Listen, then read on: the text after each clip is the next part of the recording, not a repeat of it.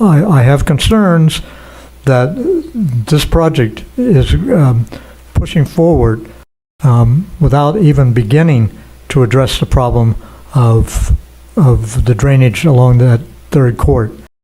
Since the day Abu Development broke ground on their first project, the Citadel, the neighborhood suffers sewage spills in the street, and there has been over 30 documented cases of devastating floods with waters so high the garbage can spill and trash flows through the street, the mailman cannot deliver mail, home foundations are undermined, trees rot and fall, and the residents must park elsewhere and wade through high waters on the impassable roads to get to their home.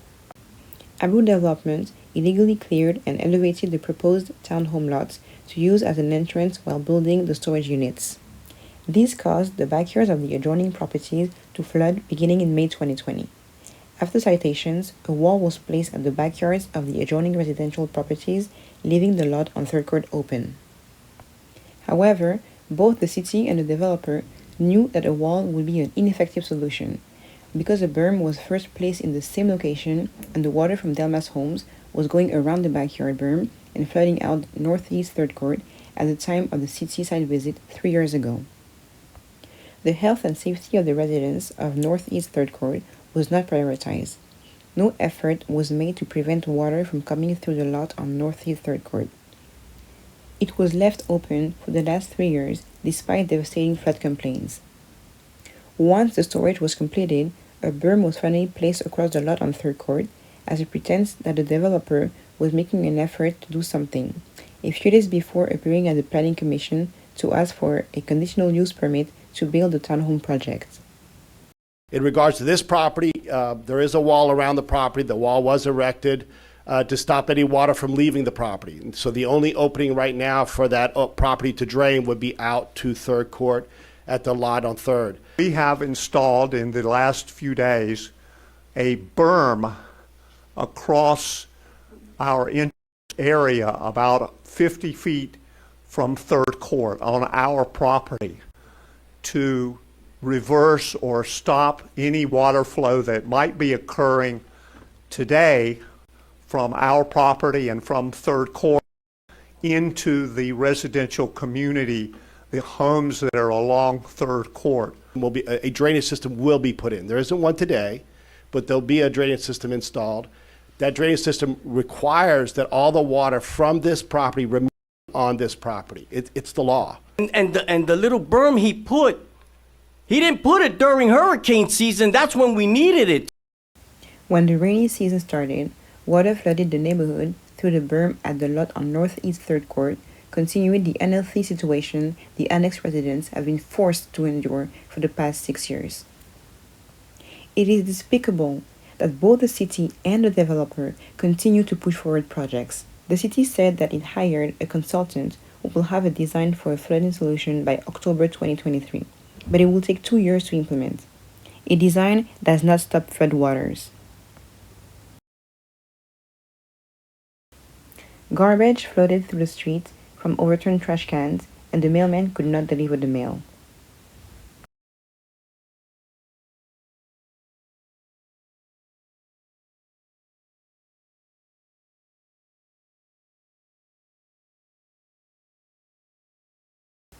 The road was impassable, and this vehicle had to be towed from Northeast Third Court. The developer stated at the conditional use permit hearing before the Planning Commission that he plans to use the same slots in front of the Delmas Homes properties as he did at the Citadel to prevent water from reaching Northeast Third Court. However, residents have been complaining for years that the Citadel facility continues to contribute to the flooding, and the slot grids are an ineffective solution for the entrance. Understand of the sensitivity, and we will put those drains in. That same drainage is at Citadel Plaza. There's a slot drain on the road that helps keep the water from going off the property into the road. That slot drain does work. Again, same principle would be applied here. Long-term residents living in the area for up to 40 years have been annexed, charged $1.1 million above what would have been paid under the county, and forced to endure inhumane flooding by the city of North Miami and the developer Abu Development.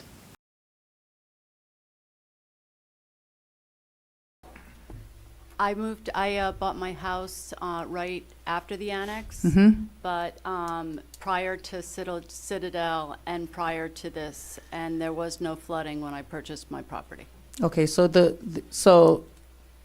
so prior, it is your testimony that prior to the Citadel, there was no flooding. Yes. Okay, Listen, I've lived there for over 35 years. We didn't have this problem. okay. And how long you've been living there? 20 years. 20 years. And prior to the Citadel, there was no flooding. No. Okay. All right. Staff, I believe I think Eileen stated that the flooding started in 2018, March of 2020. That's when they emptied the land and elevated. And from March of 2020 to November of 2020, they were being flooded, but the city had not addressed the issue. Is that correct? I can't tell you what the city had done or not, because that's outside of what community planning and development would do. But they were, at least we were aware as staff of the complaints. You were aware of the complaints? Yes, I Okay. was told of the complaints by Public Works. Okay, great. And to the applicant, this is not your first presentation, correct? We were here on the tentative plat last June. Okay, great. So when you came and brought forth your first presentation, you were aware that the residents who currently live there were complaining about the flooding. Yes, we were aware of the issue and have been for And I several believe months. I believe we denied that plat. Because of the flooding, We denied the plat. It went to the city commission. and they approved it. Okay? Okay. So to staff, what has been the recommendation to deal with this situation From whom, ma'am? from the city? I mean, if these people are like you have at least 5, 6 families that are stating that prior, they've lived here some 10, 20 years, and prior to the Citadel, they did not have the problem. The minute it came in, the problem started. You have one person who stated that the flooding started since 2018. We're now in 2023. What has the city proposed to do? Well, as far as I know at this point, again, this is outside of my realm, but from what I understand, the city council has now made this a priority to address that. They've started that study. Northeast Third Court has been experiencing sewage spills from the new line installed to provide service to the Citadel development, particularly due to the loss of power at the pump station. The installation of monitoring devices can be helpful in identifying potential issues, but if the sewage spills are already occurring in the streets, adding more housing units to the area could exacerbate the problem. It certainly raises concerns about the city's priorities and how it balances the needs of current residents with the demands of developers. While it is important to address the affordable housing crisis, it shouldn't be at the expense of the safety and well-being of the existing community. It is crucial for the city to take a holistic approach to development that considers the long-term impacts of the environment, infrastructure, and residents. The manhole monitoring device, where you say we have some now. What locations are they? We have one on 131st Street in Griffin Boulevard. Okay. We have one on 125th Street in Northeast 16th Avenue, that area there. And we have one more, I believe it's, I'll have to confirm, but I believe it's on 5th Avenue in 141st Street. Right. So you're saying that this device would alert you to make sure that there's not a sewage spill, right? Yes, But once there was the- just, based on what you're saying, the location, there was just one on Third Court in that area. So what happened? Why weren't we able to? there's one on Griffin Boulevard, and by the time you get the alert, you still have to mobilize and make it to the location. So depending on how quickly it's backing up, if it's what we call it peak time, when there are a lot of people at home, there's more flow going into the sewer main, so you have less time to react.